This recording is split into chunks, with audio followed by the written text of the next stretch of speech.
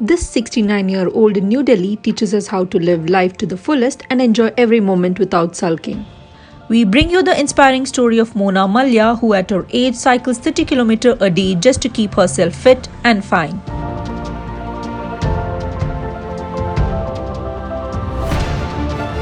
That's very sweet of you, kind words, but I think inspiration is a very loaded word. But I don't know if I'm an inspiration to them, but for sure they are an inspiration to me because, when I see the youngsters doing what they are doing today, I just sometimes wish I could be minus 30 from here. My inspiration really comes from younger people. To me, cycling is an expression. It's like a speech. It's like poetry.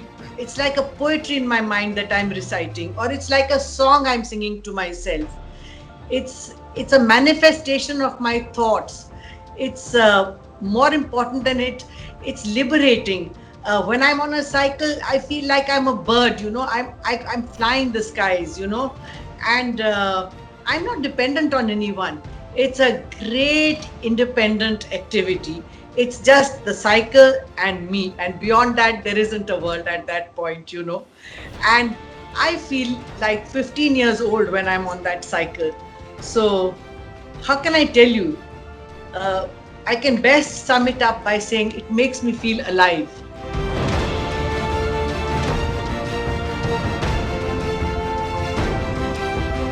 Do you know that for a daily routine, cycling is an early morning activity. We live in the tropics. This is a warm country. And in a warm country, you want the weather to be nice, but most times of the year it's warm. So it's essential to make a plan for me. I speak for myself that I like an early morning start. 4:30 you have to wake up, which means you sleep early the night before, which means that you eat a nice, healthy but light dinner at night, early meal, early to bed, wake up in the morning, fresh and alert. And at 4:30, then at 5 I'm out of the house, which with all my gear that is required to be put on. And then before I step out of the house, I need to do a lot of stretching. You need to open up all your shoulders, your kind of pull your knees, your quads, your lower back, upper back. You need to get physically moving with it. And you almost have to feel the energy starts, because cycling is not just being about a time of being on the saddle. It's the pre and the post that makes the cycling experience complete. So you have to be hydrated, and to carry your water bottle, have a fruit, have a light carb, and that is part of the morning routine. And then once I come back home, then it's a bath, healthy breakfast, and also I must tell you that you have to do a lot of strengthening exercises. So when you return home from cycling, you do some stretching and you do a lot of strengthening exercises, because it's those strengthening exercises that will allow you to get onto the saddle again the next day. And of course, a healthy breakfast at that time, a healthy breakfast is key. I don't enjoy a meal so much as I enjoy my breakfast, only because I've cycled, So, of course, after that, before a bath or after a bath, whatever is suitable to anybody, what personally works for me, and I say, is that a little bit of pranayam or a little bit of meditation, to sort of calm your excitement down. And then you are so energized to start the day, you can just like fly.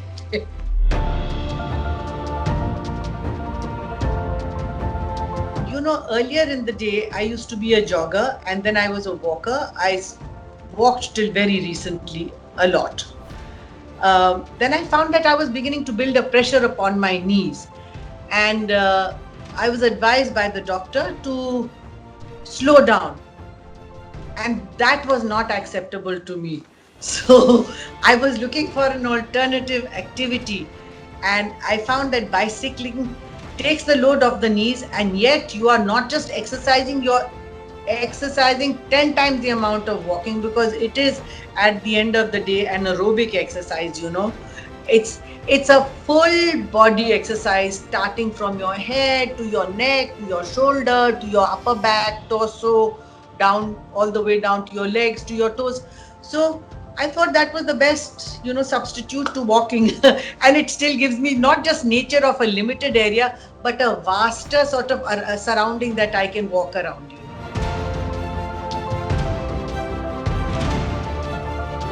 My son-in-law is a cyclist. Now, cycling is faster than walking and slower than a car.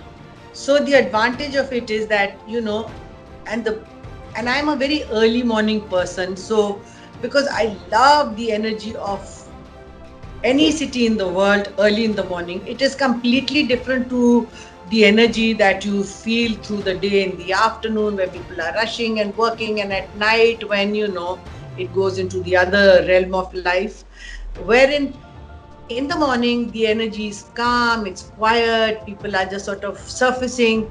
And being that we are travelers, me and my husband and our children, we're all travelers, and with the travel, when I wake up in the morning, I want to go and look into every nook and corner of the city, and it was not possible to do that, and it's not possible to walk every part of the city and seep into every city. So my son-in-law was in London with us once, and being that he's a cyclist, I said to him, can you help me to buy a nice cycle? And we discovered this beautiful Brompton, which is a folding bicycle, and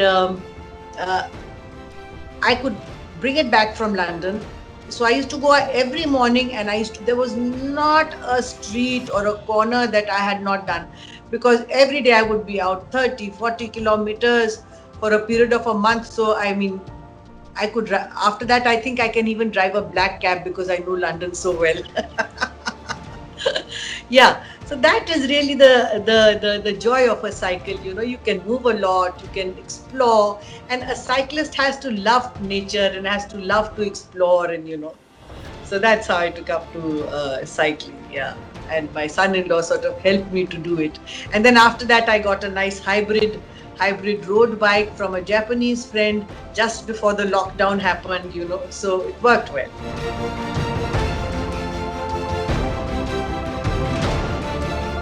Well, not really, because, a day's break is always nice. In fact, the important thing here is that, you have to give your body a rest, because like I said, it's a full body workout. Your body is completely stretched and moving, and your senses are alert. Importantly, your senses, when you're exercising stationary, your senses don't need to be so alert. But in this case, it's the mind that has to be very alert and focused, because you have to look at the traffic, and you have to look at directions and turns and red lights and things. So it's not just cycling is not just about physical movement, it's a lot about mental alertness. And so when you get a 1 day's rest, after 2 days you do a 1 day rest, it actually feels very nice. But even though you feel nice resting, you also want to tomorrow morning I'm dying to get back on the cycle. The urge is always there because it's addictive, it's like flying. And the day you don't fly, you feel like, I can rest, but I need to get back. No, in fact, fatigue doesn't crop in. In fact, after a day's break, you're sort of energized. You get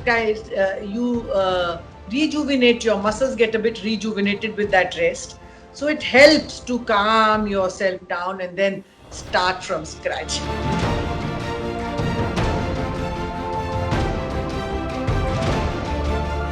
Well, the most important thing with cycling is hydration. The word is hydration, hydration, and hydration, literally to speak.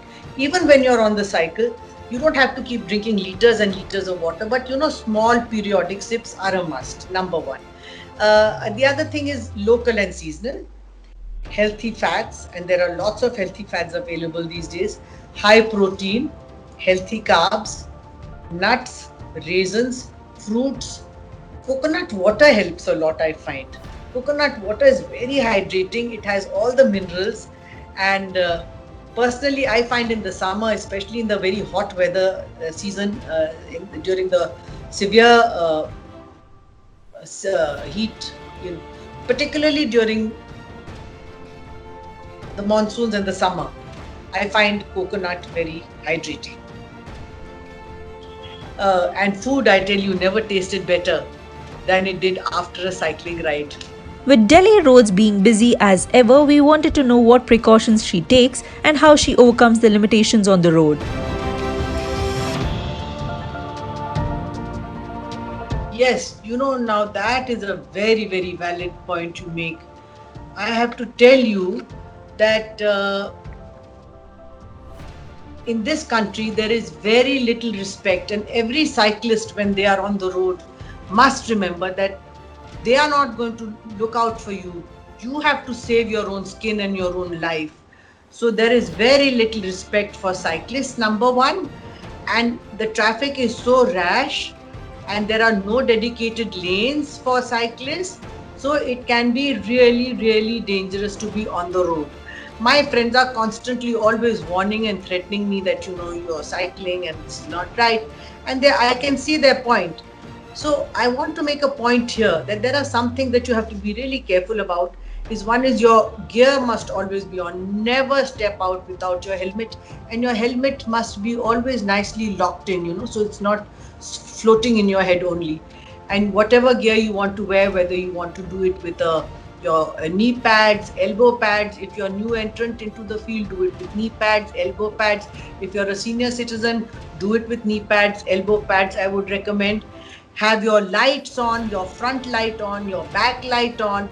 Check on your cycle before you start. Check if your tires are nicely inflated, and make sure that your reflective vest, if you have a reflective vest and you can put on a reflective vest, is on. There are these days a lot of applications on our phones that you can use. So those who can use are tech savvy and can use those applications, they can put their live locations on so that their family and friends and well-wishers know where they are, and they can share it with them. Then the things to be careful is potholes. Monsoon season, potholes, terrible, disaster. So the roads are wet. I would suggest not to go cycling when the roads are too wet, personally. But the roads get very slippery, and what is very dangerous on the roads, and all the cyclists must be aware of this, is that, Deepika, there is the leaves, that have fallen from trees and that have rotted, and there are fruits. Like, for instance, in Delhi at this time, we have a lot of jamun and amaltas, the acacia tree, and they are strewn all over the road. And the cycle can just turn turtle in a second if your angle is not right. So when you're crossing lanes, you have to be very careful when you're looking over your shoulder. So that's why, stretching and all these strengthening exercises and flexibility is very important, because you need to be able to, do these turns. You're looking here, you're riding somewhere, that kind of thing. Your positioning has to be really good. So those are precautions that must be taken with great care. And I would suggest not to have music speakers, because I must share an observation that I have made recently, that when the lockdown happened, nobody was prepared with cycling, and cycling is a new sport to this city.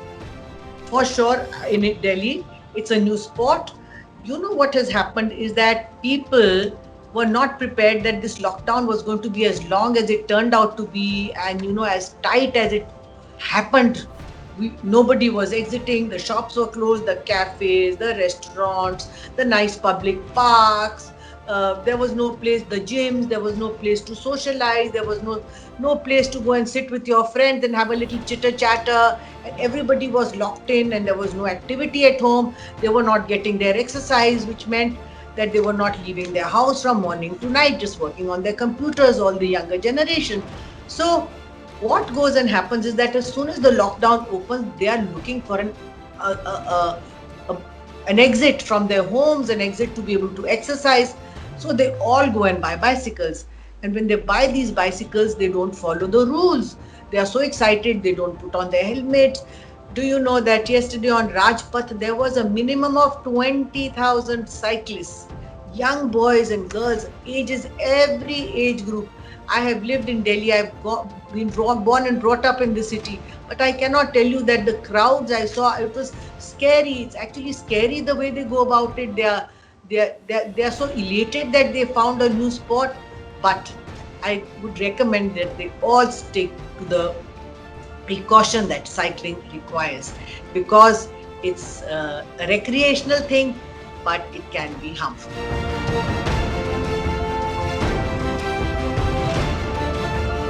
So there are different terrains that people like to ride on.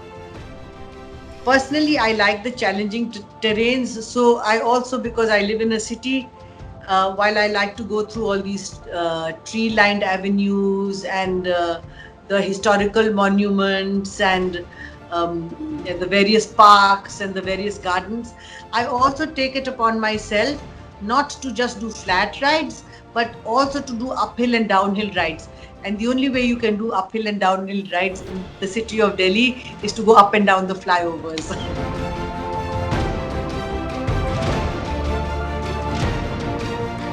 Well, it was completely different actually, because life was different.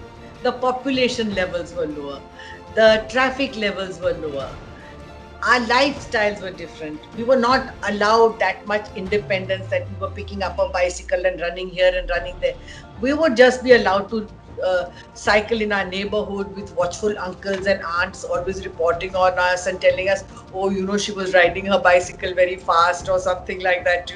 So there was always somebody who was watching after you, and we would go out for half an hour, 45 minutes. And but of course, I have to tell you here, the nicest birthday gift you could ever get was a cycle. And I'm sure at some point, everybody in their childhood at some age group, one age or the other, has received a bicycle as a gift.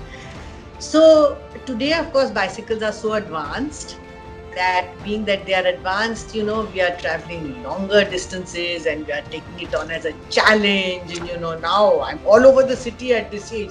If my mother knew what I was doing, but if she ever thought I learned to cycle to do this eventually, she would not have given me that bicycle for sure.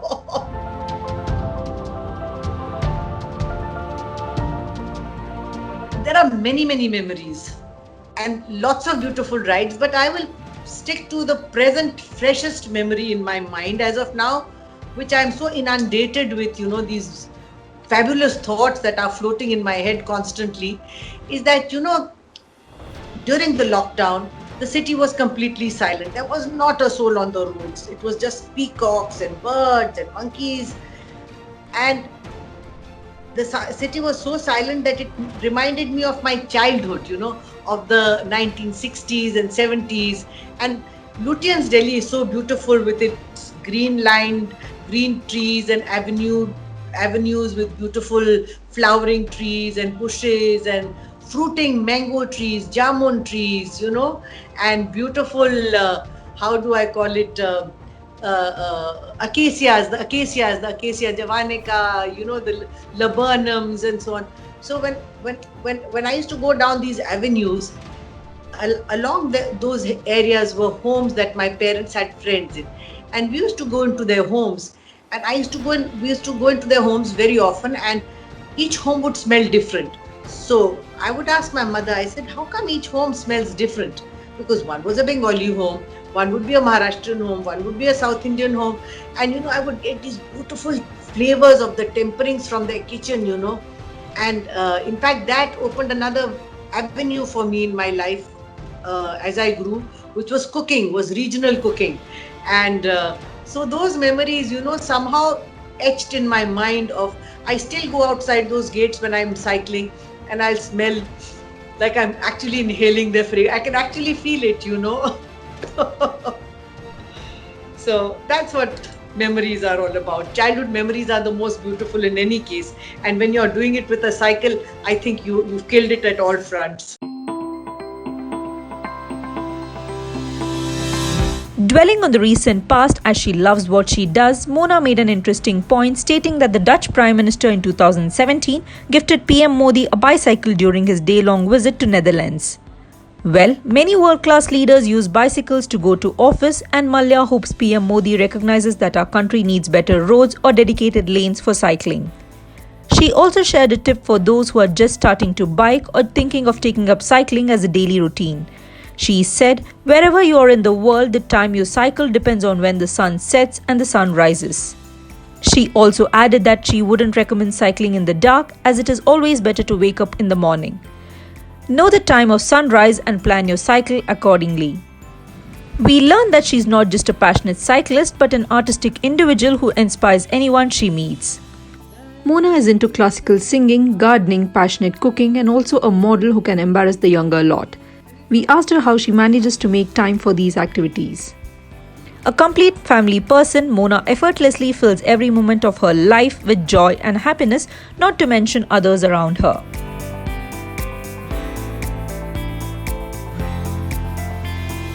So my strength and my world is my family. I get my inspiration from them. I've always been encouraged by them to grow by my children, by my husband. And my motto in life is to live every moment with joy. So never a dull moment is another one of my mottos. So even if I'm sitting quietly, I have to activate things and shake, rattle and roll the moment.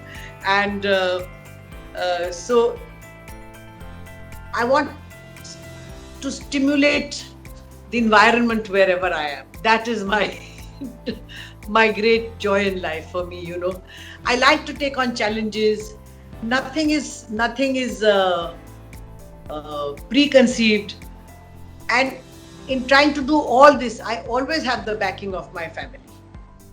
I've been able to achieve it because of them, and so never a dull moment.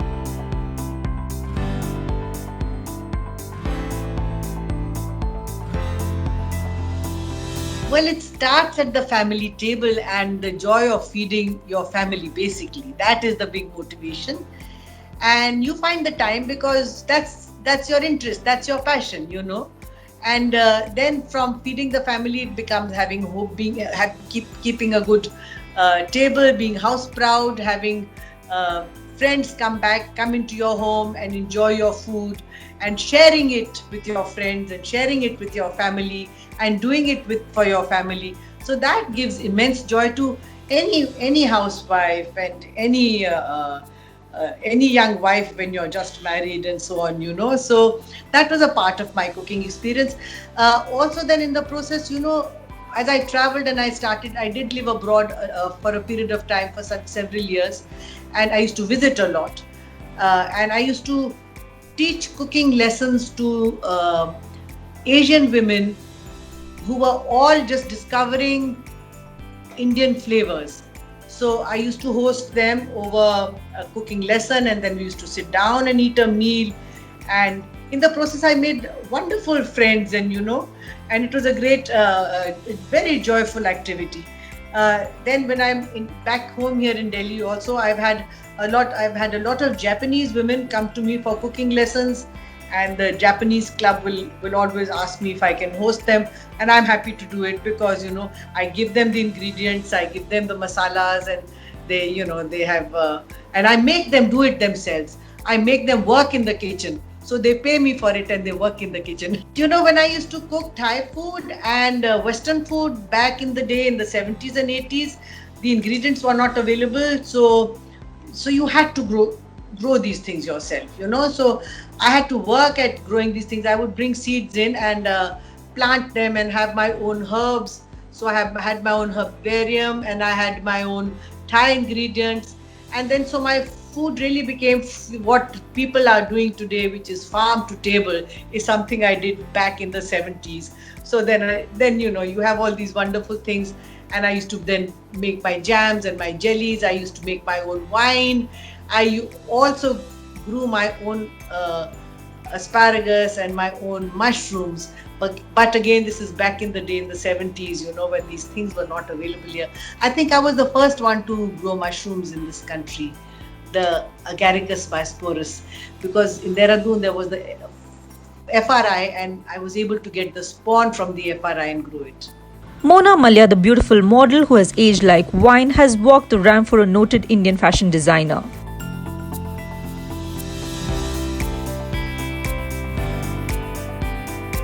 Well, actually, these are all people who are my friends. And when they come to me and they tell me so lovingly, will you do this for us? So I don't have the heart to say no. So I do it just because they are my friends. And I'm very comfortable in my skin, essentially. So it's not even a big challenge. And I just take it on as a new skill. And I just live the moment and get done with it. That's it.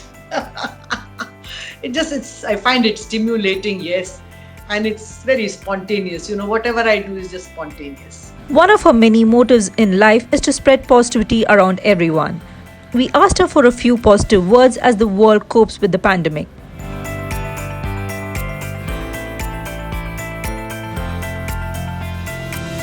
These are strangely insane and turbulent times for everybody. Nobody prophesied it. There was no Nostradamus here to tell us that it was about to happen.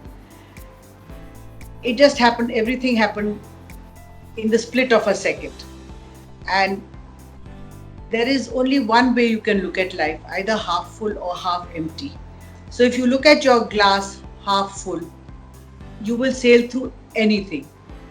At this time, all you need to do is pick up a passion, and everybody has one passion or the other for sure. Pick up a passion, follow it. It's bound to get well done. It'll yield great results, and it'll be gratifying. And if you're happy, the world is happy. The world is a happy place.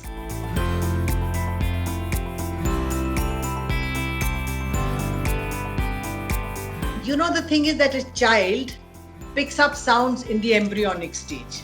That is scientifically proved today. I am blessed that the sound that I picked up came from my mother, who was a classical singer. And she used to practice classical music all the time. And even when I was a little child, she would be doing her riyaz in the morning. So it was beautiful rags like Todi and Bhairavi and Bhairavs and the Lalits, and I would just be absorbing it without knowing it. I mean, so blessed. And in the evening, she would do her riyaz, and then she would pick up a rag, which is a time for dusk, in the evening, early evening rags.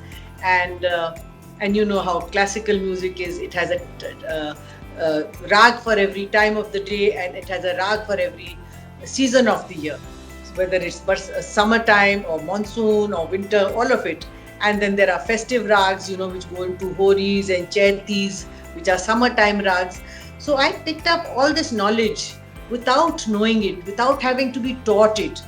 And it just, and the next best thing that one can receive is either a cycle or a transistor. And I got both those present gifts. So I grew up in an environment like that. So it left an indelible mark in my sensibilities towards the arts.